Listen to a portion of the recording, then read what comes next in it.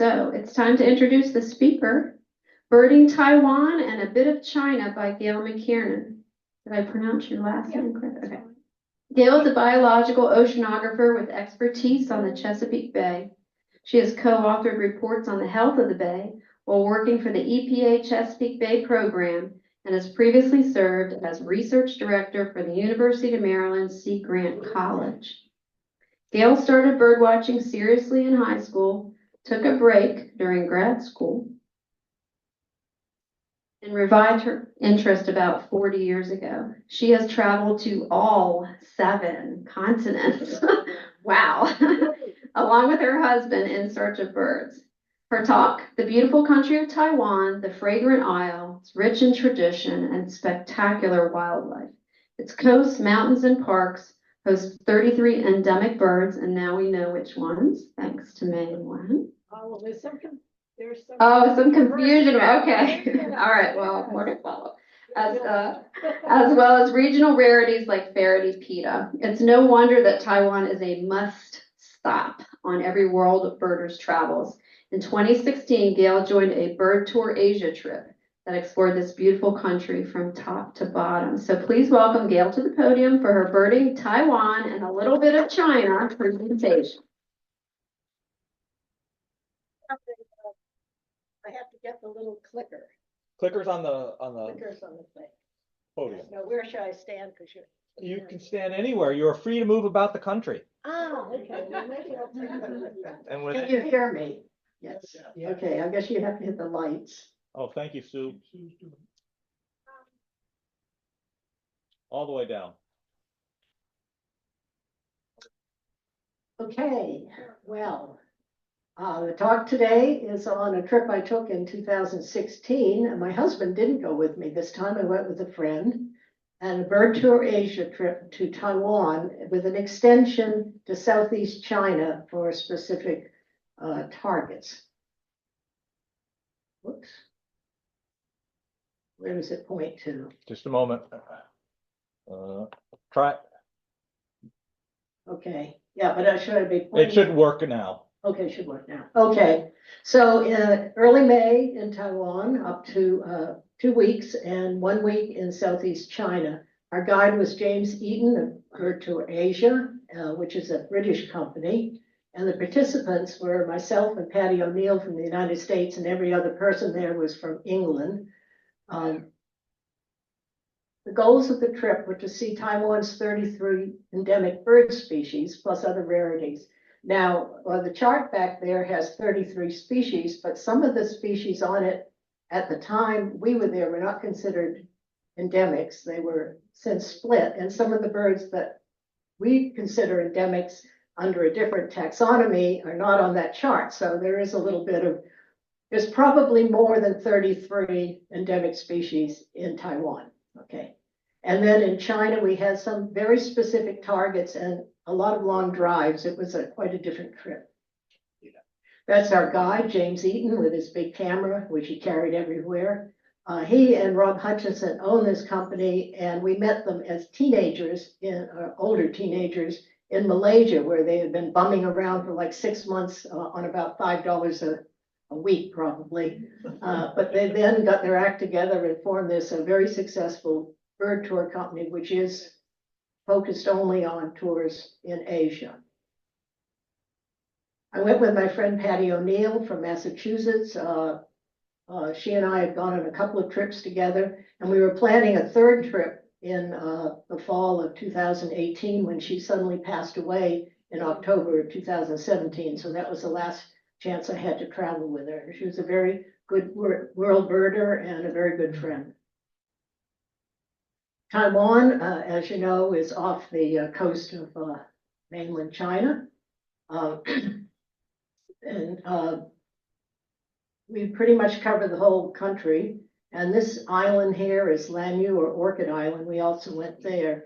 As you can see, there's a mountain range down the center of the island, which is forested. And then there's a lot of developed land and cropland, but still a fair amount of lowland forest in this area. This is a forest map, just to give you an idea. It's all subtropical or tropical although in the very tops of the mountains, there's an alpine scrub. So we have tropical dry forest. This is a monsoon rainforest along here, and then lowland subtropical forest. It looks like we did quite a bit of stitching around Taiwan. Of course, you fly into Taiwan, which is just south of Taipei. We did an unexpected detour up to Jinshan and then went up into the mountains at various sites, all of which are listed here. Most of these national parks or national reserves, and some in the lowlands, mostly in the mountains. This is lowland here, and then of course a flight to the island. Patty and I flew in the morning to the airport. The tower here is Taipei 101. It's 1,700 feet tall. The airport, however, isn't in Taipei. It's just south of Taipei. We stayed at the Pleasant Hotel. That's the name of it. So even if it's unpleasant, it's still the Pleasant Hotel. But it was very nice. And this is an airport hotel. Sorry. Patty and I and two of the Brits decided, since we were there before everybody else, to just take taxis into Taipei and do some sightseeing. We went to the City Palace Museum to see the jadeite cabbage, which Patty was particularly wanted to see. It's a cabbage carved from a single piece of jade. It's quite remarkable. It's very small, though, smaller than you expect. Lanshan Temple, everybody wanted to go there just to take a look. And then, of course, the main target was the Taipei Botanical Gardens for bird watching. Of course, we weren't going to do sightseeing without birding, so off we go. For a botanical garden, it has some odd hazard signs. We did see some widespread species like little egret, Chinese bubble, which are everywhere. But we had our first Taiwan endemic, the Taiwan barbet. And we saw another bird, which I had looked for, Barry and I looked for very hard in Vietnam and looked up very hard for in Thailand, where they winter. This is in its own habitat in Malaysia. This is Malayan night heron. It's much easier to find in Taiwan than anywhere else in the world. Don't ask me why they don't call it the Taiwan night heron, but there you are. Anyway, the next morning, everybody was there. We had breakfast. We got on our fancy bus. I met our driver, Ching, and all the mod cons in the bus, very fancy, and off to Jinshan, which is up in the northeast, and a lot of fish ponds and other developed areas. But this is a temporary sign for a train crossing, and the reason we're all there is for this bird. This is a Siberian crane, one of the world's most critically endangered species. There were two populations. The western population, which migrated to Iraq, has now been eliminated, or is down to one bird. And the eastern population is entirely dependent on wintering in wetlands in China. And some of those are threatened by climate change and,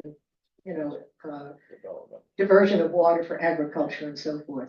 This bird had shown up about 2 weeks earlier. They did ring it and, or band it, or ring it as they call it there.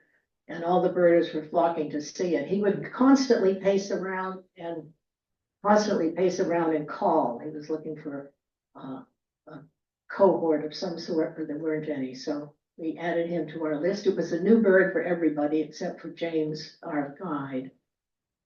A few other wetland birds here, like the Chinese spot-billed duck. But then we're back on the road again, going along the coast to the south, and then turning into the mountains. And our first stop here was Guaguan Hot Springs, which is very much a tourist destination because of the hot springs. But we're there, of course, for only one reason, and it has to be a bird. And it's the Taiwan Fairy Pitta. That's the name we were given. Now it's a different name on that chart back there, but we'll go with the names that I have in my checklist. Nice little bird. And then up to the national forest in Kaichuan. Very beautiful, misty forest. Stayed in an extremely fancy hotel. This place is famous for this road. This is where the hotel is in here, where one sees these, which are the two of the endemic, well, this is one of them, but two of the endemic species of pheasant, which used to be impossible to see, and I'll explain that a little bit. They're not now. The first morning, we went up to the top, which is 2,400 meters, and added immediately two endemics, the Taiwan rosefinch and Austin's, or the gray bullfinch, or Taiwan gray bullfinch, white-whiskered laughing thrush, collared bush robin, little cutie, isn't it? Yeah. Steers leochicla, which is also a laughing thrush, but it has a different name. And then after success up there, we went down the road a bit and saw the sign for where we're supposed to stop to see the pheasants. And we waited there for a while. We were visited by a Eurasian nut cracker, which we found out did not like almonds. We only nuts we had were almonds, and he would pick them up and throw them away. So I don't know what he wanted. Anyway, and we had a nice ashy wood pigeon come in, and we're waiting, and no pheasants. And then we got a phone call from another bus driver, to our bus driver, saying that you need to come down about another kilometer or two because we've got the goods here. So down we go, and there's the pheasant, and there we are. And you can see how tame they are. Now, these birds used to be almost impossible to see. But after the development of really good digital cameras, the huge explosion of interest in bird photography, particularly in Asia, but worldwide, but particularly in Asia, people realized that if they put rice out, grain out along the roads, the pheasants would come out. And pretty soon the pheasants realized that if you had road, if there were people by the road, they were probably going to feed you. So then they became very easy to see.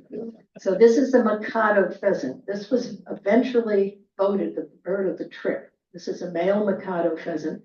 They do a display where they crow and rapidly flap their wings. And he's doing it because his lady love is there, you see. So anyway, we got our fill of the Mikado pheasant, and we went down the road a little bit, and we parked. And this bird, which is the other pheasant, the Swinhoe's pheasant, actually came running out from across the road over to us for his handout, which we didn't have. All we had was almonds, you know, which no one liked. So anyway, but we got a picture of him, and I mean, he was about 4 feet away from us, and, you know, that isn't an iPhone photo, but it could have been. And this is the female, which I think in its own way is just as beautiful as the male. So after putting the pheasants away, we decided we could do some roadside birding for smaller birds. And these are, I'll just go through a few endemics. This is the white-eared sibia. It's an endemic. This is not an endemic. This is a black-throated bush tit, but he's so cute. I have to put him in. This is Taiwan barwing, another endemic, obviously.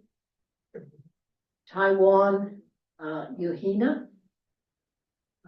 Euhenas look a bit like, you know, tits or chickadees, but they're really more closely related to babblers. They all have these dapper little crests. This is a rusty, rufous-crowned laughing thrush. Beautiful bird. Taiwan whistling thrush, quite a lovely, more of a forest bird. And all those spots are sort of iridescent blue. It's beautiful. This is not an endemic, but another cutie, greenback tit. So in the afternoon of that day, we left for the adjacent park, Wanda National Forest, getting there in the late afternoon to the Galloping Falls. And the reason this is called the Galloping Falls is, I mean, you walk out on here and you're getting mist on you, but it seems to go in surges. So you're standing there thinking you're perfectly fine, and suddenly there's a big surge of galloping mist and you get soaked. So we're there for a reason, though, and this is the bird we wanted to see, which is little forktail. Now, this is not an endemic, but it has to be one of the cutest birds, and it runs around on the rocks under these rushing stream, and it's a tiny little thing about the size of a Carolina chickadee size, and yet it never gets swept away. It has quite long claws, so that probably has something to do with it. Okay, that was the evening. The next morning, we went walking, and we saw this sign, and we said, oh, that looks like a good trail. It says, watch out for poisonous snakes. Sorry about the poisonous, but that's what it says. Poisonous snakes and wasps. Watch out for bears. Caution, slippery path. Caution, stumbling roots. And then down here was a temporary thing about nasty ants. So naturally, we rushed down this trail as fast as we could because we knew it had to be good. But we didn't see any snakes, and we didn't see a bear, and no one fell over. But we nevertheless did see some good birds. Taiwan blue magpie was one of the spectacular ones, and there were quite a few of those flying around. This is a Rufous laughing thrush. These are all Taiwan endemics. Now, this is not a Taiwan endemic, but it might become one. This is an endemic subspecies of the gray-cheeked fulvetta. Taiwan vivid niltava. The niltavas are a Asian group of flycatchers. And unlike our flycatchers, they're brilliantly colored. We also saw the very, very, very long-tailed grass lizard. I mean, you know, I assume that he has a very long tail so that if he gets multiple attacks, he can lose parts of it at a time. And also these two Chinese rat snakes, these are males, and we watched them for about 20 minutes. They were dueling, you know, going up and coiling around each other, and one trying to push the other one down, and so on and so forth. We assumed there was a female somewhere, but we didn't see her.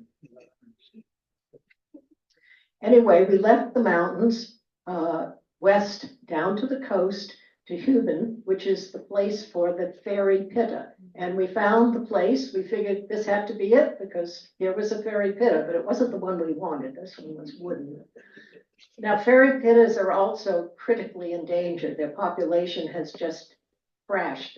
No one is 100% sure, but some do breed in Western Taiwan, and they're very seriously protected. You have a warden take you in to the area where there's a breeding pair. And we did see the male sitting in the tree, singing or calling. They don't have much of a song. We didn't see the female. We heard her calling back up the hill, but she never came in. But they are, of course, all pittas are beautiful birds. Everybody wants to see pittas.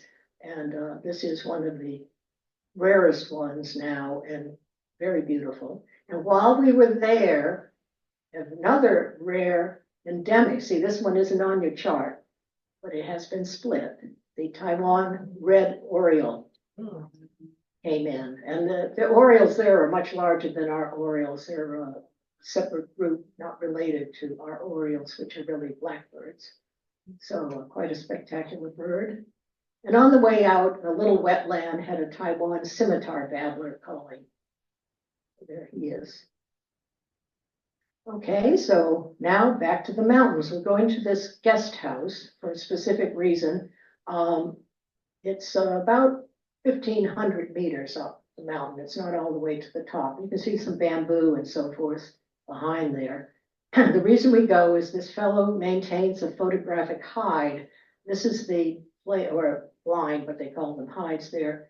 You're sitting in here behind this screen with some openings, and then out here he puts rice or mealworms to bring in birds for the photographers. But of course, we're birders, we're just as interested. And the bird we're looking for is this bird, because it's a bird that is usually, or up to a few, maybe 20 years ago, 15 years ago, was impossible, almost impossible to see, the Taiwan partridge, the Taiwan hill partridge. And we had 4 of them actually coming in, and we also had some swin-hose pheasants coming in. At night, we went out owling. Now, the fellow who runs this guest house considers himself a good night birder, but we were being driven crazy because his idea of night birding is to swing the spotlight all around, and if you do know, that's really not the way to do it. But we did get a collared scops owl, and I managed to snag a very bad photo of the giant red and white flying squirrel. The body of the squirrel is about the size of a cat, and it has a tail about maybe 30 inches long, so it is an immense squirrel. And it's a kind of squirrel, if it wanted your bird feeder, it would pull it out of the ground and walk off with it. Anyway, we bid the Firefly Guest House adieu. We never saw a firefly there, I might add. It was too early in the year. Went to Alishan National Scenic Area and Yushan National Park. Very nice park, well maintained, lots of trails, nice hotel where we stayed. It had extensive bamboo, which we hadn't been in before, and we had some targets for the bamboo areas. This is the golden parrotbill, and my feeling is it's going to be split because I've seen the golden parrotbill in Sichuan, and this bird is quite different in color, and it seems to have a different call note too. So anyway, right now it's the golden parrotbill and not the Taiwan golden parrotbill, but keep the options open, eh? Another Taiwan endemic is a Flamecrest, and this is in the same group as our kinglets and the crests of Firecrest of England and Europe. Very tiny little Regulus species.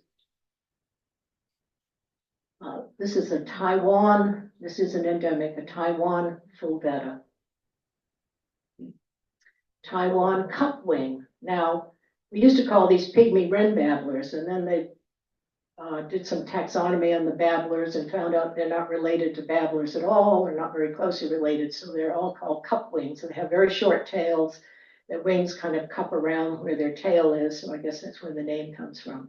And they're about the size of a winter wren and behave very much like one. They'll come up, they'll have a little dark ball come up, sit up for a second to look at you, and then disappear forever. This photo was taken by James Eaton. I don't know how the hell he got that photo, but he got it. And Taiwan bush warbler, it's a bamboo specialist. As you can see, it's in the bamboo. And it's one of the sort of plain bush warblers that are found throughout Asia, but it is an endemic, and we're very happy to see it and happy to get a photograph. In the evening, we left the hotel, just Patty and I and James and I think one other person. The other people wanted to sleep, which I thought was kind of stupid. I mean, so we managed to scare up or call in actually a Chinese tawny owl. It's an endemic subspecies, so maybe another potential split. So from there, we continued east and actually southeast down to Taitung City. And Taitung Forest Park is a very nice, a dry tropical forest that's supposed to be, I think it's dry tropical forest. It appears to be anyway. It's got a lot of scrub, a very well maintained park, and it's a site for two quite nice birds that are limited in distribution. Stryan's booble, which is found down here in the southeast and not many other places in Taiwan. And then a bird that's critically endangered. This is the Taiwan whamai. Now, many of you may have seen, if you've been to Hawaii or even know about the whamai, the Chinese whamai or eye-browed thrush or eye-browed whistling thrush. That is a very popular cage bird throughout Asia and even in America, because they're not a native bird, they do occur as cage birds, beautiful songsters. The issue is that they were brought to Taiwan and inevitably some have escaped, and they interbreed with this species and the hybrids are sterile. And so bit by bit, the territory of the native species is contracted until it's down pretty much to this little bit of the southeast. Now, we did manage to see maybe half a dozen, including a pair with a youngster, so they are hanging on, but I'm not sure if they are doing anything to like cull the Chinese whamai or anything. I don't know. Anyway, from there, we did our little leap over to Lanyu Island or Orchid Island, which is a lovely island set in the middle of the tropical sea. You go in this little plane. It's only a half-hour flight. We did actually see from the plane a little pod of beaked whales, but we couldn't identify what species, because to see a beaked whale, you really need to see the head well, and we just knew they were beaked whales. Anyway, we landed, had a hotel right on the seafront. Beautiful tropical. I'm sure there's good snorkeling, but we didn't do any snorkeling, of course, because we were there to look for birds.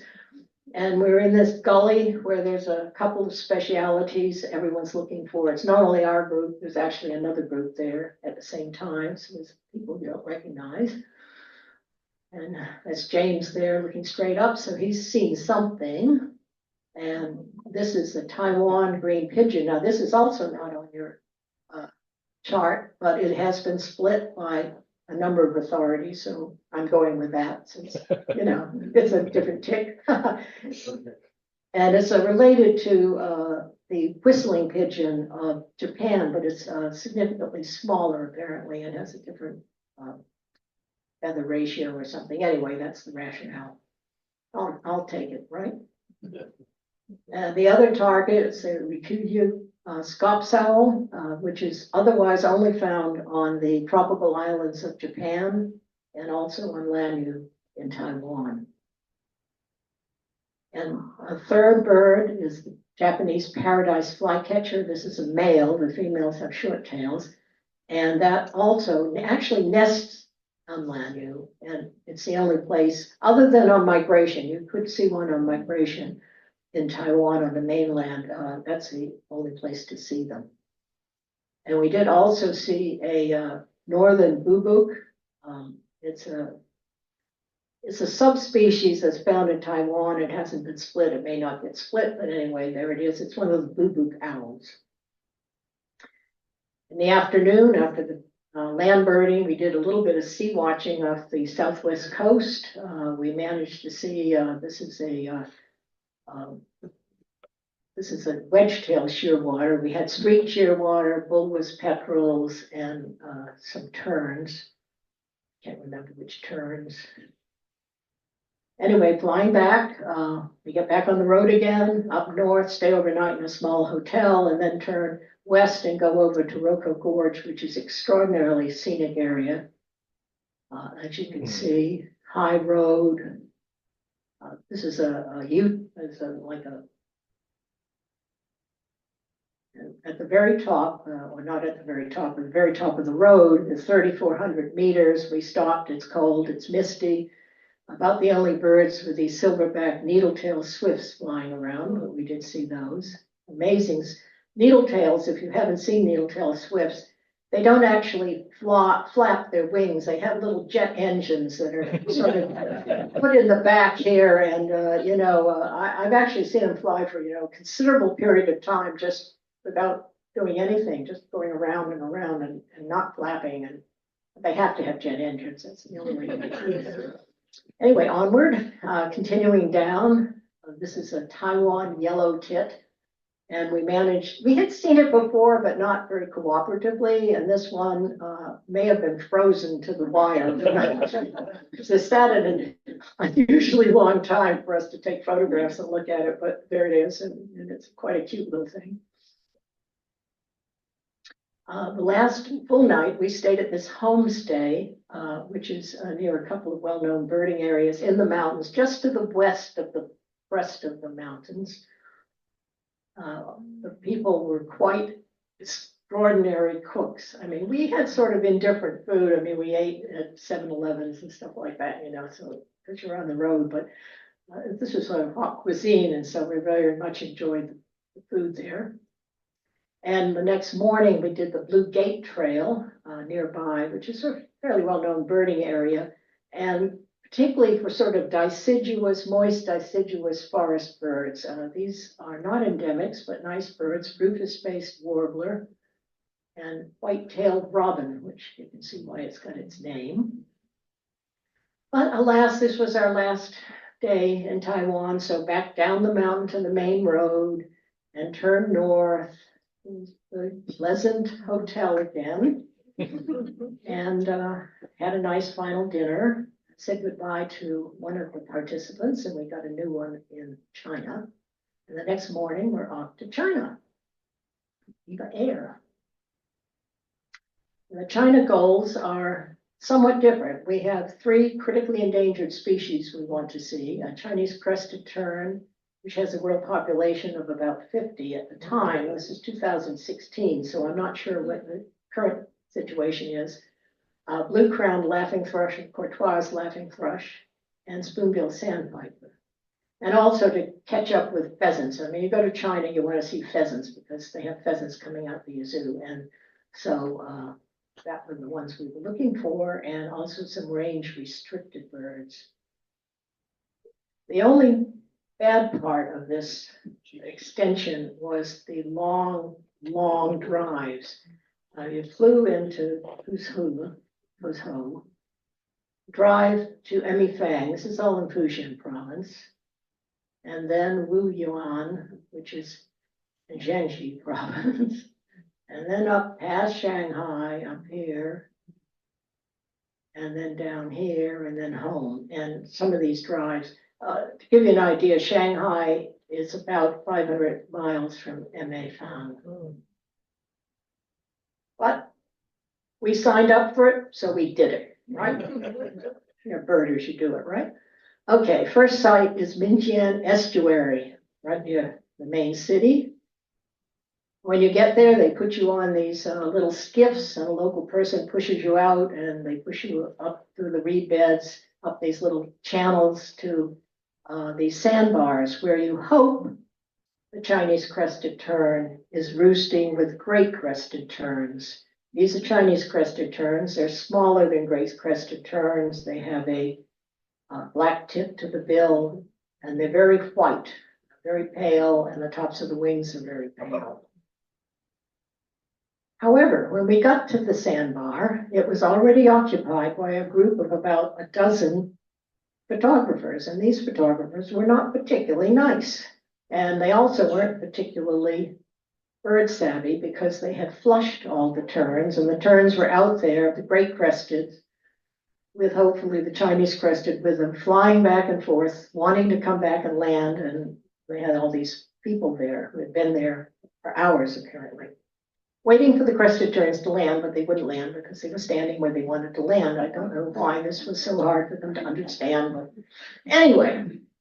So this is what the terns were doing, but don't get the idea that this is how we saw the great crested tern, because this is with a large lens, and we're looking with binoculars because these guys are flying back and forth very rapidly. So this is really what it would look like.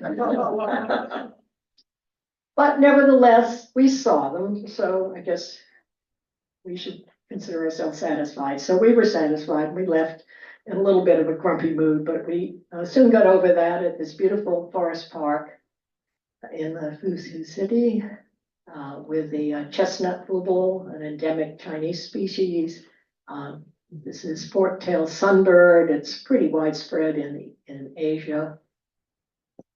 Our main target here was this species, rickets or white necklace partridge, which is a very difficult bird, but it's fairly easy at this park.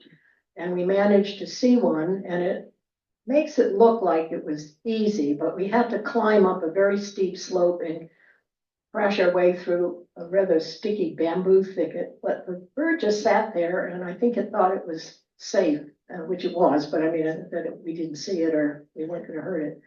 So we did see it. So that was a little tick that we were quite happy about. So we drove 5 hours to Emifeng, the nature reserve. And this is quite a popular birding site for people from Shanghai because they can now take a bullet train down there to quite close to the reserve and then just get a taxi or rent a car and drive up there. We stayed at this hotel. I didn't take a picture, so I stole this. I couldn't find one that didn't have a watermark, so excuse me. But it's very simple hotel. The meals are pretty simple. Our bus driver in China got disgusted with the meals, and he went out and bought a duck and contributed it to the meals. So we had duck one night. Anyway, the first evening we were there, it was foggy and rainy, and that turned out to be what happened almost every day. So here we are looking out in the fog and the rain, not seeing much. But the next morning it was beautifully clear. We're up at about 3,000, 3,500 feet here. Right outside our door, a little group of Chinese bamboo partridges, sweet little birds. And we walked down the road. The way it worked is we walked down the road looking for birds, and then we called the bus driver and he'd come down and pick us up and then drive us back up. So we cheated. But anyway, down we go. And we saw a few birds like gray-sided scimitar babbler and mustache lapping thrush. So this beautiful butterfly, which I haven't been able to identify. I think it's a nymphalid. It only has 4 legs, so it doesn't look like a nymphalid. Anyway, this snake I can identify. This is a mandarin rat snake, and it's quite a popular snake in the pet trade. And it's a beautiful snake. It's marked like this all along the body, and it's about 3 feet long.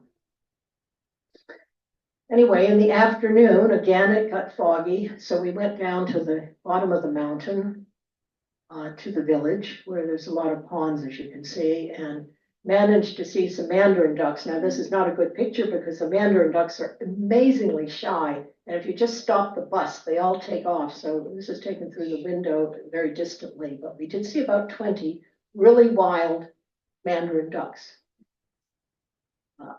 Other birds a little bit more cooperative, like an amur white wagtail, and he's sitting on a muskrat nest. Now, a muskrat, whatever they call them, lodge, I guess, right? Anyway, muskrats are not native to Taiwan. I guess they got introduced somehow, maybe some ill-conceived fur growth. I don't know. Anyway, they now have muskrats, so there you are. Now, this was our target at the bottom, and the first day we didn't see it, but the second day we did. This is a male Elliott's pheasant, and it's found near the bottom of the mountain. Our other target now is Cabot's Tragopan, and we had no trouble seeing the females. The female Cabot's Tragopans seem to like to flaunt themselves, and of course they're not particularly fancy looking, and they're always on the road out there with their chicks poking around. But the males are amazingly shy. And this is true of almost every Tragopan I've ever run into, except the ones in Bhutan, which will come out and land in your head. But that's a different issue. That's a Cabot's Tragopan male in the fog from a distance, and not a very good look. So I stole a picture from the internet so you can see what they actually look like. And we did see them like this on the last morning, but they were up in a tree feeding on fruit, so no particularly good pictures, but we had them in good light. We could actually see all the beautiful feathering. Another pheasant of the area is the silver pheasant. That's pretty common throughout Asia, but this is one of the northernmost places where it can be found.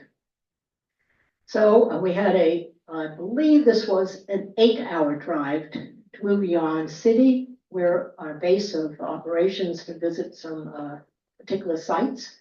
The first site was Cancun Village, and it's on the Lian River, and that's where if you go in winter, you'll get scaly-sided merganser, but alas, in May, there are no mergansers there, but there is our target, which is short-tailed parrotbill. And this is one of James Eaton's picture. It's a very cute little bird.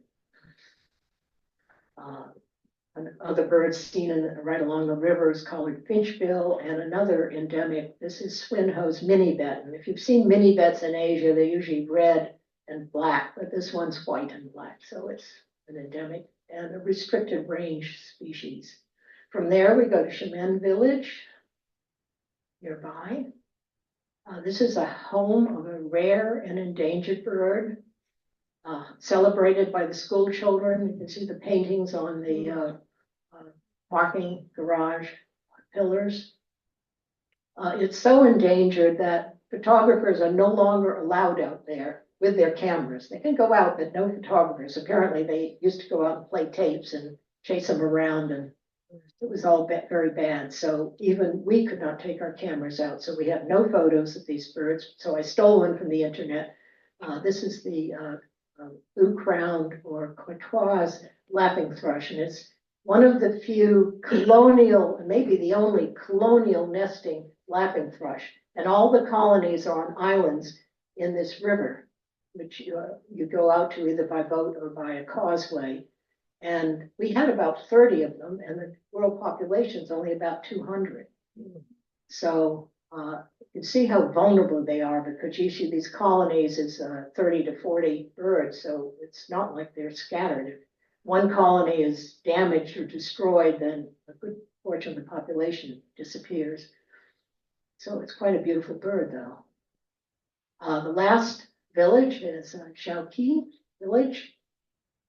Time for lunch. We had lunch in this restaurant.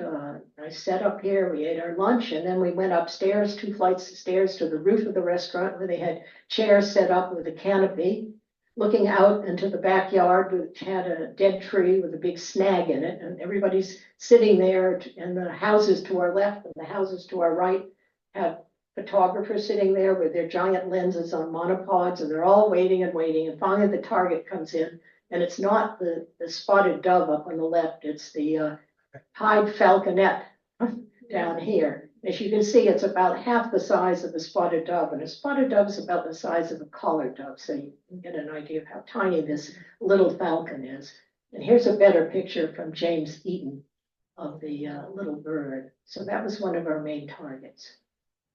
So now we have a 10-hour drive on almost vacant roads, amazingly free of traffic. We did stop at a rest area, which was free of customers, except us. We did try some different snacks, numb and spicy hot pot. You don't see a lot of those in the Lay's aisle here.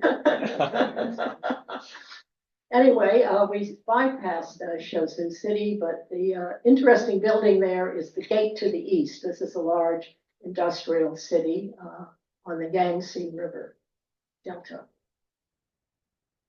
And we go over the river and we go up to the coast north of Shanghai to Yankou. And we're staying in a hotel right on the front with all the fishing boats tied up. Very nice, very picturesque. And the next morning we go to Dongti for shorebirds.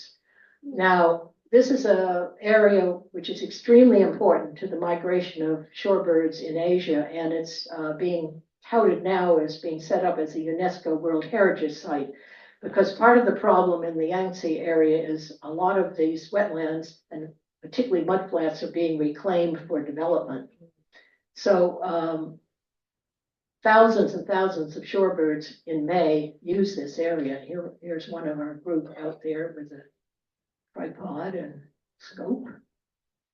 And we're looking for spoonbill sandpiper, don't forget that. We did have Saunders gulls flying overhead, a beautiful gull, somewhat related to a black-headed gull and Bonaparte's gull, and that same small hooded gull group. Lots of shorebirds. We've got, let's see, we've got red knot, great knot, gray plover, green shank. Dunlin are in here, but interestingly, the most numerous bird was redneck stint, and there's no redneck stint in this picture, so I stole one from the internet, and that's a redneck stint. We saw about 5,000 of those, so I tried to encourage some of them to come to Maryland or at least to Delaware, but they were not interested, unfortunately. However, we had made one serious error, an error which I had seen repeated in a Far Side cartoon once. We didn't correctly allow for the tide. What you want to do is either be there as the tide is just falling, so the birds leave high tide roosts and fly down more or less in front of you, and as the tide goes out, you go through them, or better, when the tide's coming in and the tide's pushing them up to you. But what James, I guess, didn't expect was it was this what would be called a king tide, or particularly high or low tide, and we had far too much mud flats and far too few eyes to see. And no matter how many miles we walked over that mud, which was pretty hard to walk over, the tide just kept going out and the birds kept getting more and more dispersed and we never did see our spoonbill sandpiper. Oh, I know. Luckily, everybody in the group at one time or another had seen them, either in Thailand and I had seen it at Mai Po in Hong Kong, but still. And what rubbed the salt into the wounds was the next trip they had here, which was 2 years later, they got it. And there it is. And this is a very critically endangered shorebird, one of the most endangered. You can see its unique bill. And they feed by swishing the bill back and forth, very much like a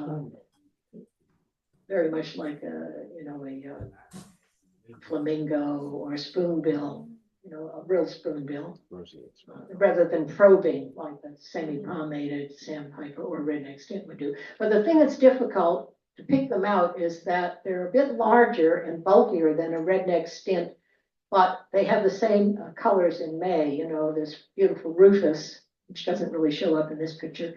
And so, they don't stand out immediately. So you really have to look at every one. And after about the 10,000th redneck stint, you begin to lose your interest in this whole endeavor. So anyway, the last place we went was Chongming Island, which is off Shanghai, near Shanghai. It's getting developed by the China Rich for these big McMansions, we would call them here. And one of the unfortunate side effects is that the reed beds, which surround this island and also are in these canals in some places, kind of interfere, since the reeds, Phragmites, get to be about 12 feet tall, interfere with their view of the water. So they've been cutting them down, even though they're supposed to be protected. So we had to go round and around and around to find any actual existing reed beds. And finally we did, and this was our final target, the reed parrotbill, which is quite a big bird and quite a remarkable looking thing too. We also had some great bitterns and a few more common like reed bunting and so forth there. My hypothesis or my suggestion is that we get some of these reed parrotbills and reed buntings and so forth and introduce them into the invasive Phragmites beds in the Delaware Bay, which have no birds, and we would then have some really nice, interesting birds. It didn't seem to sit very well, though, with people. So anyway, that was the last day. Last evening, we drove to Shanghai. We went to the Shanghai Airport Hotel. We checked in. Everybody said their goodbyes because the next morning, for me anyway, and Patty, we flew home. Other people took the bullet train into Shanghai to go shopping. So here you are. That's the end. The end.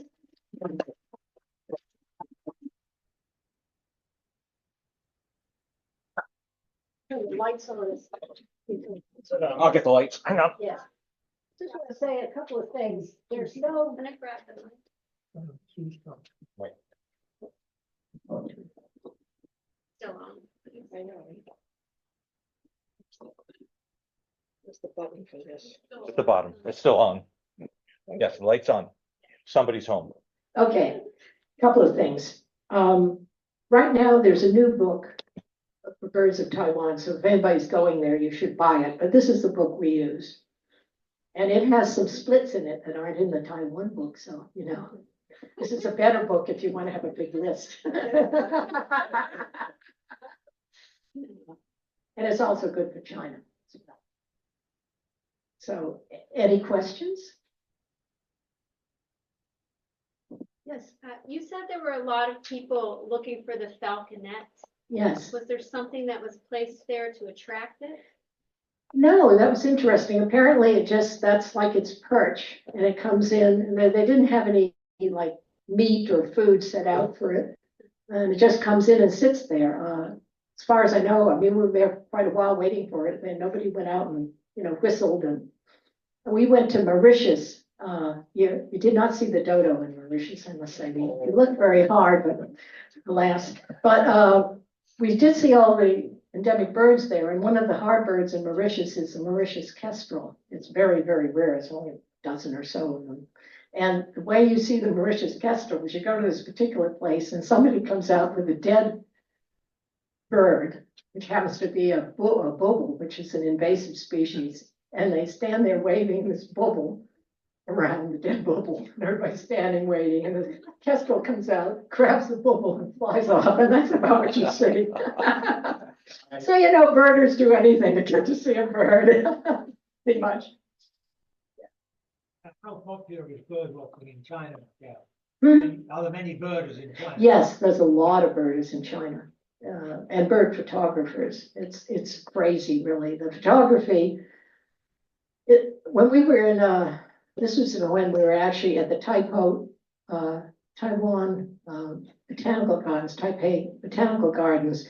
There was an Asian, magpie robin there. It's not found in Taiwan, but this was like a vagrant. And we found the magpie robin by finding about 200 birders, 200 birders and photographers surrounding this little black and white bird, which was, you know, popping around on the, yeah, it's like there's a big twitch in England right now. You know, my husband's British, and the twitchers, there's a scarlet tanager in Yorkshire, and they showed a picture on the news, and it was like this little cul-de-sac road completely filled with birders. It must have been 400 birders completely filling the road, all of them looking at this scarlet tanager, which was, of course, an olive drab right now, but it's a male, so it's olive with the black wings, sitting on a wire. And I don't know what the people who live in this cul-de-sac think, but they probably, you know, got, anyway. So birders are birders, you know. Like one of my first thoughts when you were showing the pheasants and the partridges right on the road. Yeah. Along the road, is that a problem for? Well, that's why they had that sign there that showed the two pheasants, and they had the horn. You're supposed to blow your horn as you go around the turn. Everybody drives very slowly, but now the one that came out of the woods on the other side of the road and ran across to us, he didn't look both ways, so, you know. Well, especially if they're becoming adapted to humans. Yeah, they're getting, It's a problem, right? well, yeah, it could be, you know, it could become a problem, but this was, don't forget we were there 8 years ago. I don't know what the situation is now. Have you been there? Yeah, you are not allowed to feed the pheasant right now. Oh, You are not allowed to do that. But- Pheasant are so used to human beings. So if You'll you come want your to present back, they will come to you. oh, okay. See, they've been totally corrupted. But you are not allowed to feed them. Some pheasants are just like one, like they're calling after them, everybody knows. Yeah. They're calling after them. Yeah, well, it's probably a good idea that they don't allow people to feed them, because as you said, it could cause some fatalities. It may have caused some fatalities, but the problem is that sometimes the photographers get a little too excited, and you know, and I think that's a problem, and it's definitely a problem in Asia. I know when they went back in 2018, they had a much more of a confrontation with the photographers at the Crested Tern site than we did. We didn't really have a confrontation. It was just that we didn't like each other. But apparently they had some words said.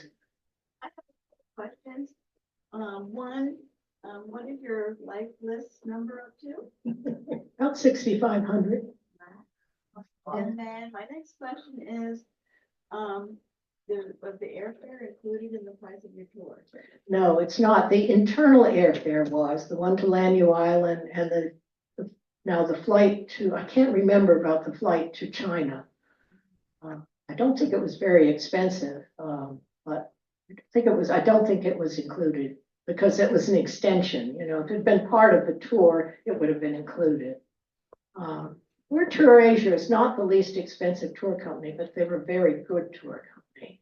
So we've gone with them a lot of places, yes. And how far in advance do you have to book your trip? Ooh, now that I don't remember, but probably their trips get sold out very quickly. So it may have been as much as 10 months ahead. I know that I was looking at one, not that I'm going right now, because I've got a couple of old dogs that really I can't leave with anybody. They're looking at like Papua New Guinea, and they run a trip to West Papua or Irian Jaya or whatever they call it now. And it's like sold out to 2027. So if you're going to go, you have to go with someone else, or else, you know, wait a long while. Yeah. But anyway, that's it.